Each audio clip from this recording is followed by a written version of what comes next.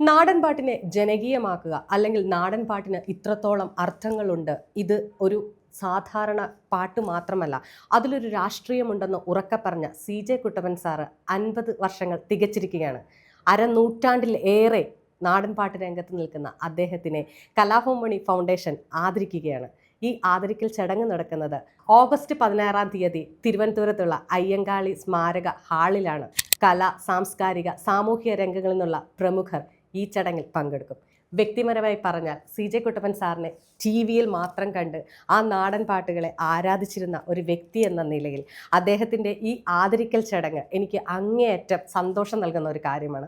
മാത്രമല്ല, അദ്ദേഹത്തിൻ്റെ ഒപ്പം ഇരുന്ന് 2 തവണ അദ്ദേഹത്തെ നേരിട്ട് ഇൻ്റർവ്യൂ എന്നൊന്നും പറയാൻ പറ്റില്ല, അദ്ദേഹത്തിനോട് സംസാരിക്കാൻ സാധിച്ചതിൽ, അദ്ദേഹത്തിൻ്റെ ഒപ്പം 2 വരി മൂളാൻ സാധിച്ചതിൽ ഏറ്റവും അനുഗ്രഹം ചെയ്ത ഒരു വ്യക്തിയും കൂടിയാണ്. അദ്ദേഹത്തിനെ ആദരിക്കുന്ന ഈ വേളയിൽ എൻ്റെ എല്ലാവിധ ആശംസകൾ അദ്ദേഹത്തിന് നേരുന്നു. കൂടാതെ ഇതിന് എഫേർട്ട് എടുത്ത കലാഭവൻ ഫൗണ്ടേഷനും ഒരുപാട് നന്ദി അർപ്പിക്കുന്നു.